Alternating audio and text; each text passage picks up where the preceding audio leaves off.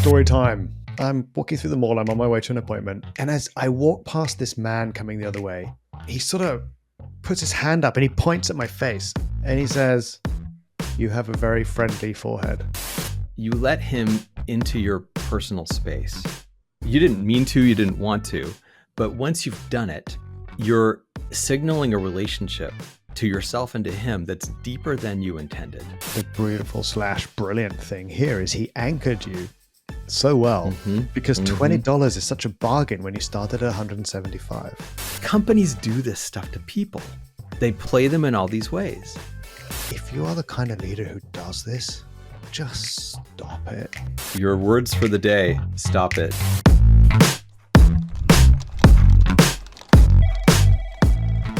Andrew. Hey, Chuck. So you and I have had experiences recently where we've both been messed with. And it sort of led us to talk about, how do companies mess with people? So thought it would be fun if we share a little bit of our stories of being messed with, just as kind of a jumping off point for where we want to go. So yeah, you had one recently. Yes, story time.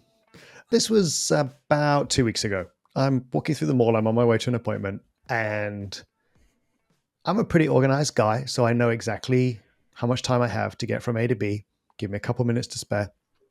I'm walking through the mall.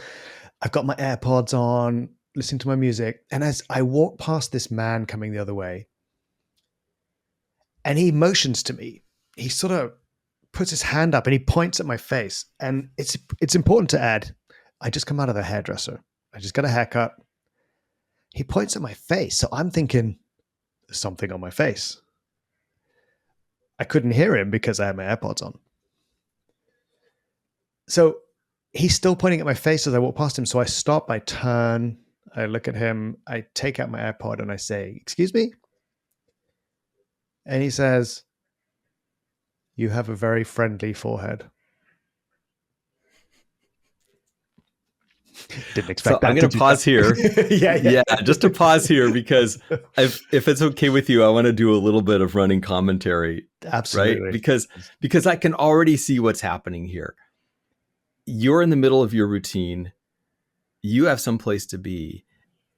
And this guy actually has to get your attention to get you to engage with him. So what does he do? He leverages the fact that you're a polite person and that you're not going to just ignore somebody when they're trying to engage with you. You're going to at least be polite and see you're curious.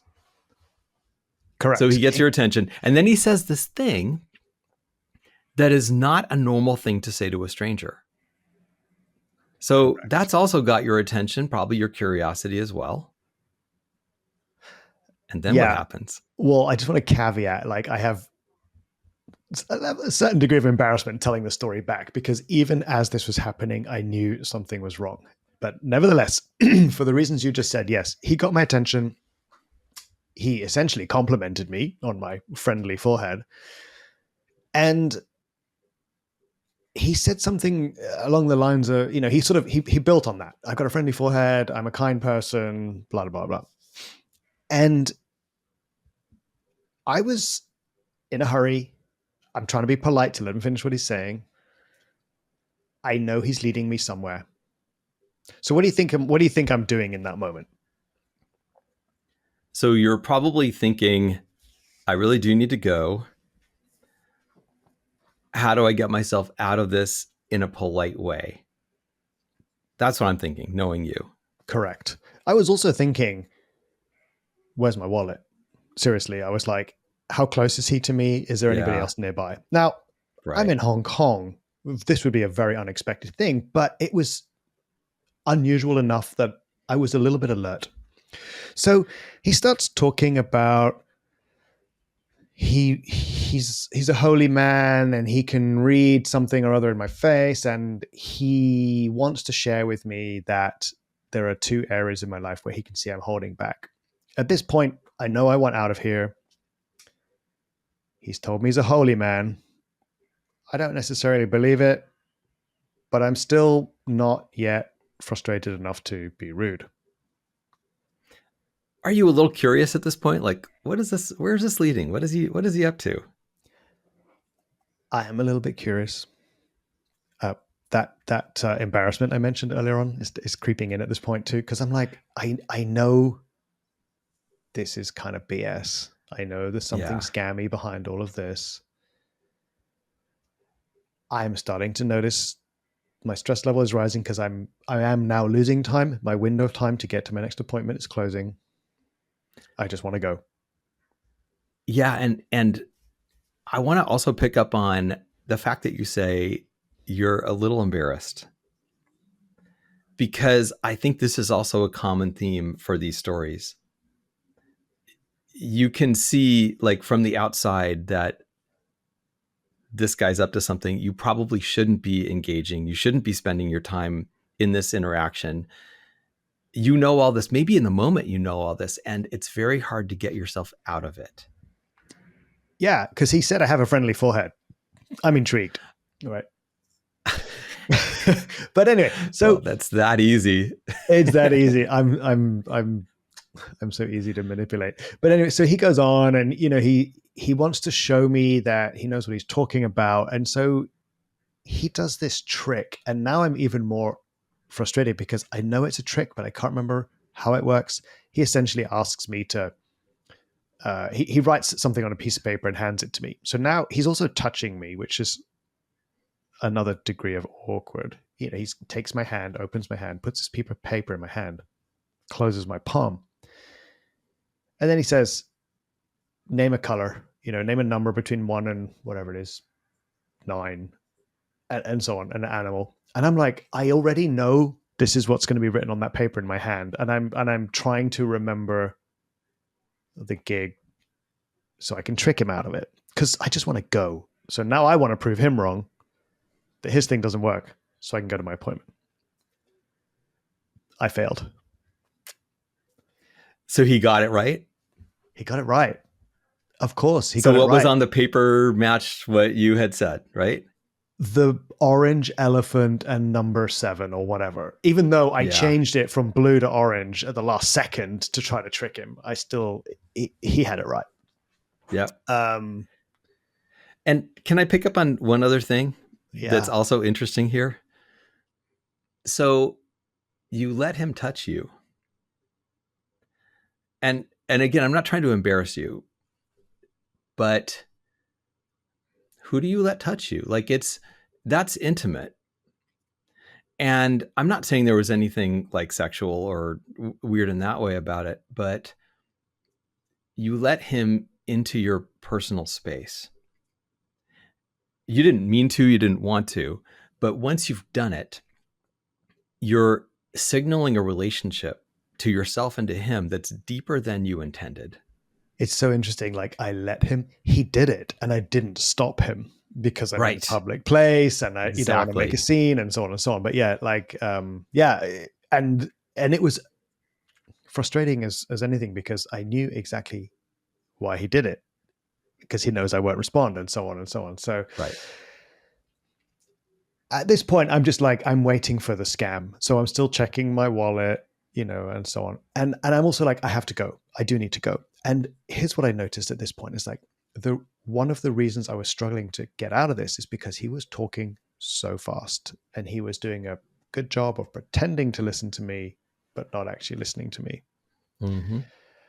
And he proceeded to tell me the 2 things he thinks that, I need to be doing differently, based on what he reads on my head. And so he's used his trick to show me that he can read people. And then he proceeds to tell me all this, hokey pokey stuff about what I need to be doing in my life differently. By this point, I know I'm out of here, because one of the things he told me is he knows that I pray every morning, but I'm not praying for the right things. And so he wants to guide me into what I'm supposed to be praying for. So at this point, I'm like, okay, I actually need to go now. And I start to walk away, and he holds my arm. And I'm looking around. There's not a lot of people around. And I'm thinking, I'm sort of clicking back into my normal sense of self, which is nobody tells Andrew what to do, as you know and say often. Guess what he does? He probably pulls you closer to him. A little. Yeah. Yeah. Oh, I know. He asks you for money. Now is the ask, right? This is the setup for the money. So as I start to leave and he grabs my arm, I looked shocked and I looked like I was about to get very angry. And he said, "Don't worry, I'm a holy man." Oh. And then he opened his little book and he showed me a very crumpled picture of, his master or whatever. And he asked me to touch it. And I said, no. And he took my hand and he made me, he put my finger on the paper. And then he said, "You're a very successful, very wealthy man. What is your name?" So I told him honestly, my name is John. And he said, "What do you do?" So honest. I St. John. St. John. And then he said, "What do you do for a living?" And I just looked at him dead in the eye and I said, "I can't tell you." At this point, I felt like I had my power back. If I tell you, I have to kill you. Well, I was trying to kind of give him that vibe. And he looked a bit shocked. And I'm like, oh, good. I got him. Yeah. I got him off his game a little, right? And he asked me again. And I said, "I cannot tell you. I cannot answer that question." And he said, "Okay, John. But I'm pretty sure that you're a moderately or very successful man. And so because of this gift I've given you, you can choose what gift you want to give me." And I was like, "Excuse me?" And he said, "This is what I do. I travel the world and I meet, strangers who have good energy and I tell them how to improve their energy. And so I've done that for you. That's my gift to you. So you can decide how much gift you give to me." So now I'm mad because how much did you give him? Oh, I didn't give him anything. At this point, I'm mad because I knew this was inevitable. And now my frustration at not saying no right in the beginning is kicking in big time because now I'm late. This was probably only 5 minutes, but I'm like, now I'm late. I knew this was going to end in money. How come I didn't stop it earlier and so on. So I'm sort of kicking myself. But I also got very direct with him. And I was like, "You want money? Are you joking?" And he's like, "I gave you a gift." And I'm like, "You interrupted me on my way to an appointment and now I'm late. I asked you to let me go and you made it very difficult. And anyway, I'm not carrying any cash." And he said, "But you have a credit card. We could go to a bank machine." Wow. He understands how bank machines work. That's impressive. I don't know exactly what his holiness is, but he knows how bank machines work. And he's also a very good listener because even though I told him 3 or 4 times I was late, I need to go. That you have all the time in the world, of course. That's what he heard. So that was my story. I did actually sort of snap back into my normal, confident, grounded self and walked away. And I was really irritated because you and I know an awful lot about persuasion and influence. And even though we know this, I was so mad. I was so mad. Yes. Well, you didn't give him any money. I mean, and I can tell you stories about how I've given into scams like this, and I have handed over some amount of money. I think, and here's what would have happened, by the way, if you had some amount of cash in your pocket and you pulled out the bare minimum that you would imagine giving him, he would start by saying, "Oh, whatever you think is fine. Money doesn't matter. Whatever you think is fine. I'll be grateful for anything. Even nothing is okay." And then you'd give him some small amount and he'd go, "This is not enough for coffee." Like he would actually insult the amount you give him, no matter what you give him, right? So we know that is what would happen. And I know that because I've actually been the one to open my wallet in those occasions. Well, you have great stories around these things, so I want to see if we can get one in, or we save it for later. But diagnose me, Chuck, for the sake of our listeners and for leaders that we're helping. Like, why does this happen? Why does this happen? Right? Because I think, there are so many things in your story that are worth picking up on, and I would say like a lot of them are just sort of classic tropes from the work of Robert Cialdini. So for our listeners, whoever hasn't looked into this, Robert Cialdini for decades has studied and written about persuasion His book Influence is worldwide known, and he's come up with these now 7 basic principles of persuasion.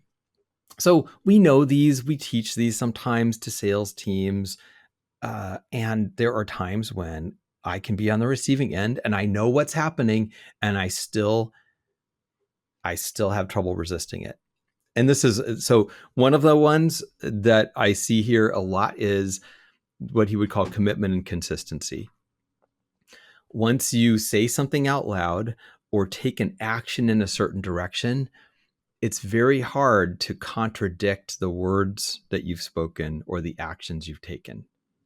So you let him touch you, or you didn't fight him when he tried to touch you, so he got to touch you again.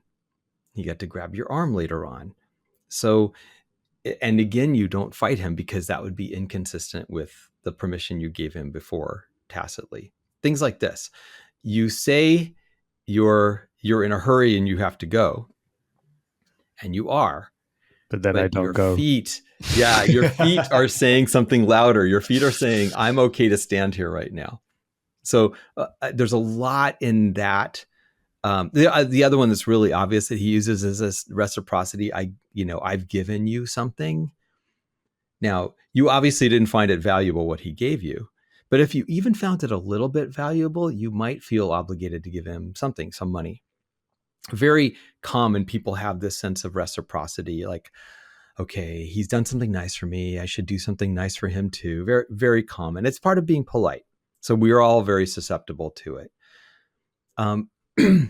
The other one that I think is also interesting, and it's not from Cialdini, but it's, I think it's more cognitive science, is this idea of ego depletion. That the more you put up a fight and you don't win, the more you start to surrender. You start to lose your sense of willpower because you have a limited supply of willpower. And you've said no, you've said no, you said no. And finally you're like, okay, fine. And then what you're doing at that phase is you're just trying to make the interaction end, which is different from I like this or I'm willing to do this. So how do I just get out of this? And this is why people who are being interrogated finally will confess to a crime they didn't commit because they just want the interrogation to be over. Yes, this one I'm familiar with, I think, from sleep deprivation. I used to say often a couple of decades ago, I struggled a lot more with sleep than I do now. And I used to say, like, I would admit to being a terrorist if you would just let me sleep for a whole night. I would, anything you want, I would say it. I remember this. So I'm as I'm listening to, of course, you and I do this work inside organizations. So I'm appreciating the way you're using my story to sort of lay these things out here. As I'm listening to you, I notice my shame is lifting a little because I'm actually, it's probably a 7 out of 10 for getting out of it without spending any money. Like, oh, you totally win, man. You do. Yes. Okay. Thank you. Right. Because yeah, I did have that sense of, I'm coming back to my own logic. I know this isn't cool. It's time to go. And I was frustrated it took me that long. But yeah, actually. All right. Can I give you some reassurance here? Yes. Because the story that I would tell was, it ends in me paying, I think, $25 for a piece of soap this big. Oh, you know what? Right? Let's put your story in here because I remember this one, and I can set this one up for us too here. So I want to set the scene here. About 10 or 11 years ago, you and I are in Singapore doing a sales training on influence, no less. Yes, if I recall. Yes, and we were teaching these very things. Yes, and it was even based literally on the Cialdini examples you gave now, if I recall. I remember we left class that day. We went different ways back to our hotel because you wanted to stop by the mall for something. And then we had the most hilarious conversation over dinner where you recounted what happened to you in the mall. So Chuck, what happened to you in the mall on your way back? Yes. So I had to pick up something and I don't remember what it was at the mall, but I know that I was in a hurry to get it done so that I could come back and meet you for dinner. Because I knew if I didn't do it fast, you'd be waiting, and I didn't want you to wait.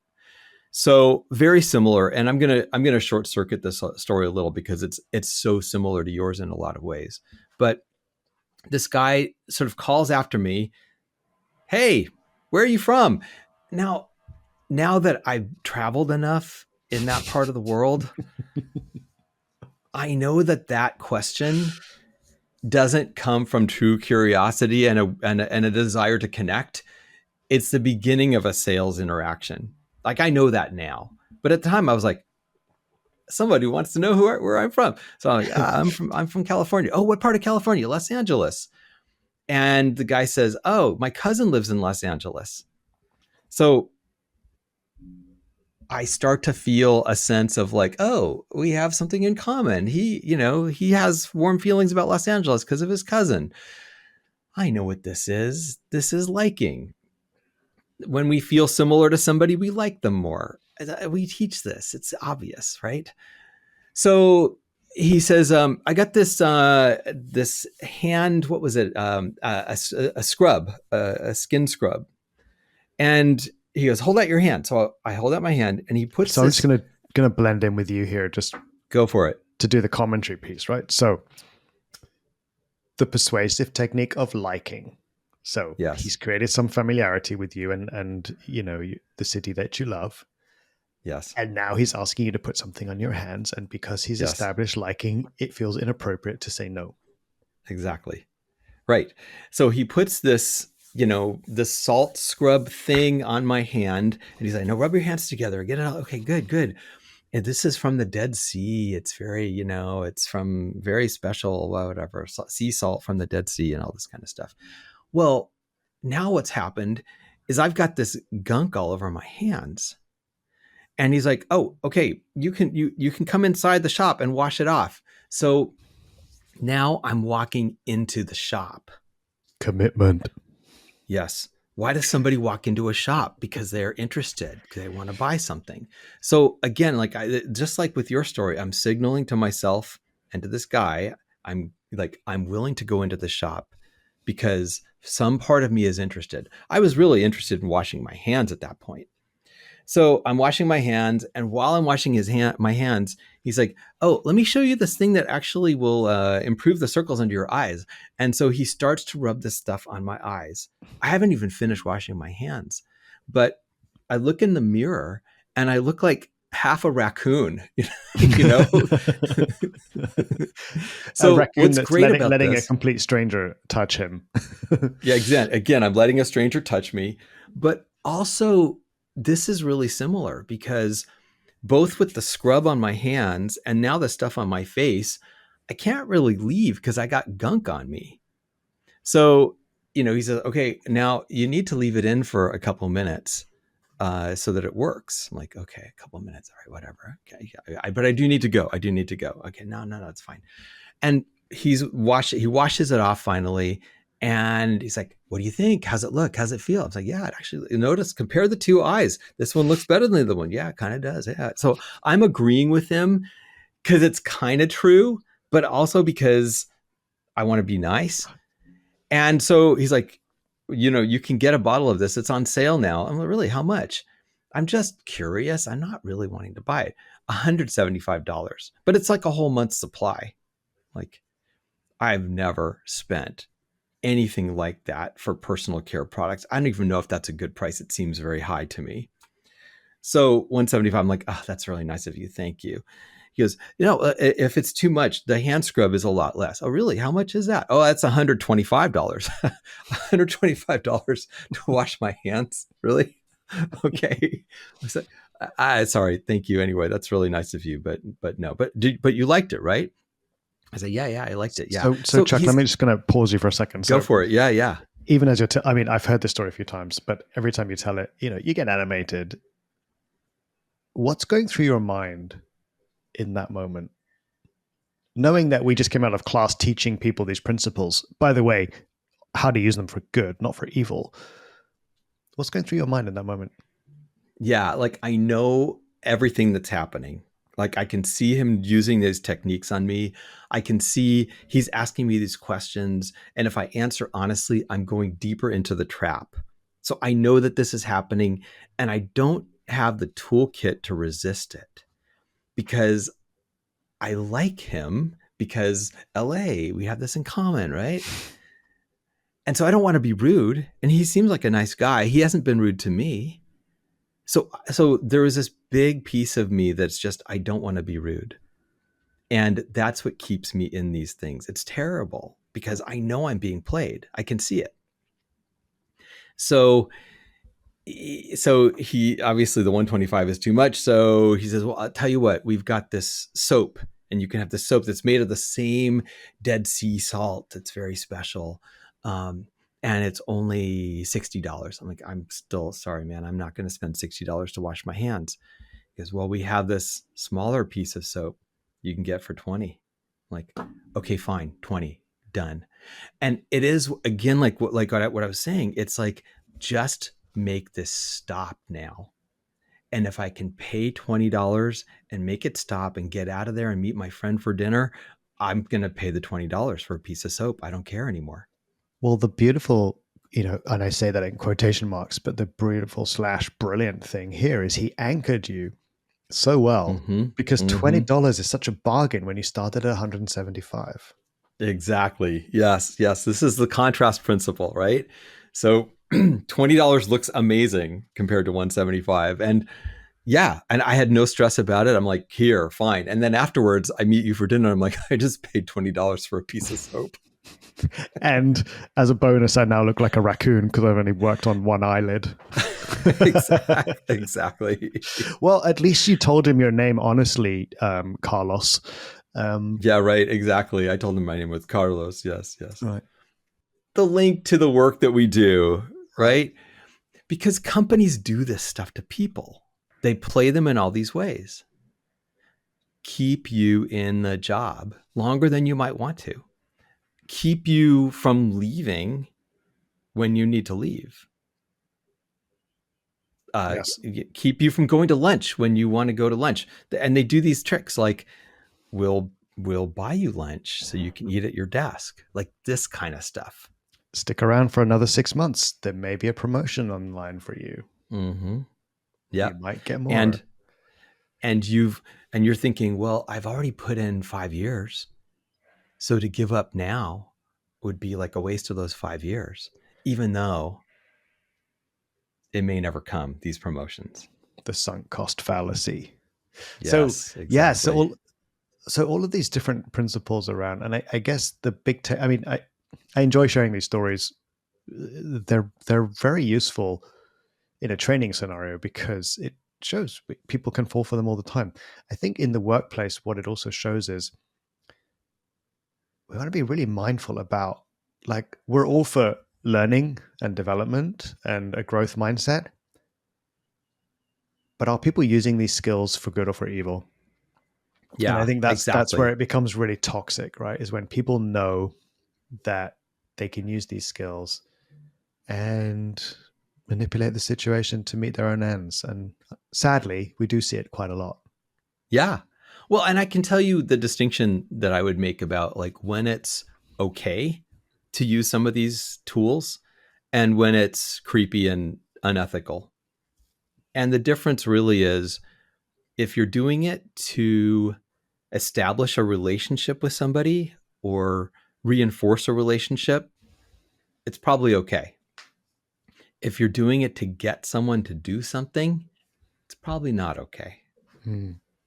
Yes. I think that's the invitation I would always want to offer is, to what end or for what purpose do you do this? And so it might be interesting just to reflect on, do I do that a little? Do I get my own way? Do I influence people in order to get something that I want for myself? Because I think if it's for the team, the company, the greater good, not to sound too grandiose, but like if it's for something bigger than me, it's probably okay. If it's really just about me getting what I want, I would definitely prefer to see leaders kind of go, you know what, honestly, right now I'm stuck. Here's what I need. Could you help me? I think the honest Mm, request for a favor will do a lot more for a relationship than manipulating someone into saying something. if you understand how these tools work, then you're less likely to use them by accident. So I'll give you an example of like what an accidental use might look like. Let's say we have a group meeting and you're the one that takes notes. I might remember that and next time ask you to take notes again. And you might be willing to say yes, even if you don't want to, because you saw yourself do it last time. You're the guy that takes the notes. You're getting, so even if you don't want to, you might feel obligated.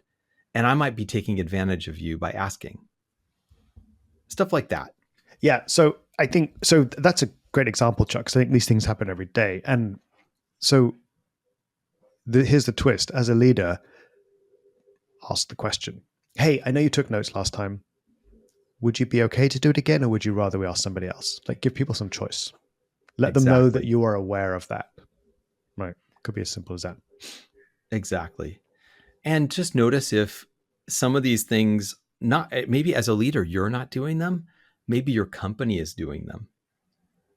Maybe your company is asking people, for example, to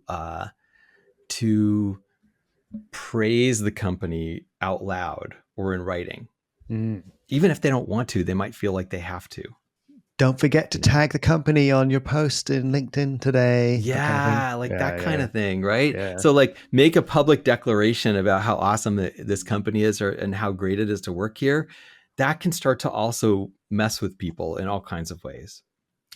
It's probably Yeah. probably a topic for another episode, but the sort of the cult likeness that comes out of this. I was just speaking with someone the other day who's kept a journal for every company she's ever worked in, and she was flicking through them the other day and said something. And she's like, "Wow, I really kind of bought into the cult stuff. You know, we're Mm, changing the world. We're this. We're the number one." And she's like, "It's all kind of BS once you step out."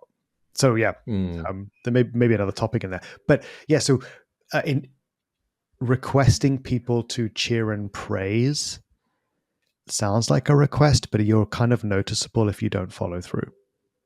Mm. Well, and I would go a step further from the example you gave earlier too, which is if you're starting to frame a mission around like what your company does, like let's say for example, you run a grocery store chain.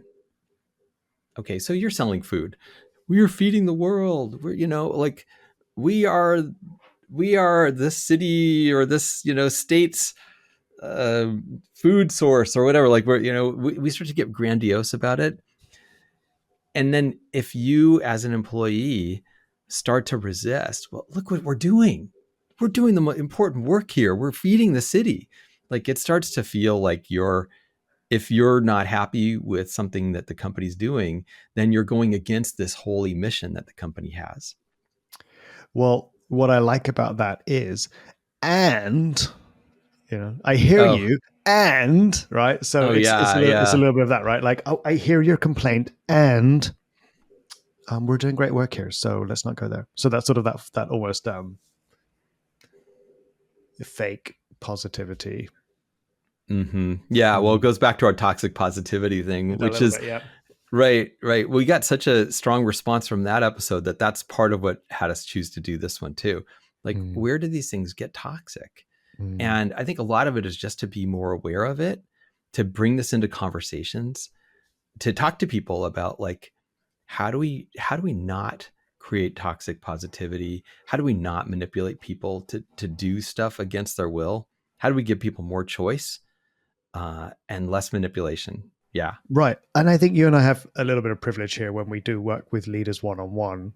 If we're doing one on one coaching work, we usually have permission to speak directly to people and let them know if we're seeing those kind of impacts.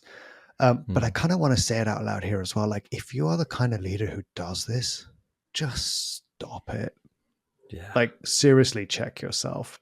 Do you really want to be successful at the expense of other people?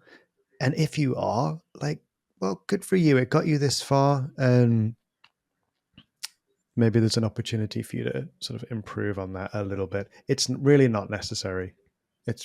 You're making like people's lives miserable. So if this is part of your game set, whatever you say, if this is part of your how to win at business, yeah, stop it. All right, you heard it from Andrew, everybody. Your words for the day: stop it. Stop it. If you're messing with people, stop it. Stop it. Just stop it. Exactly. Stop being mean. It's not necessary.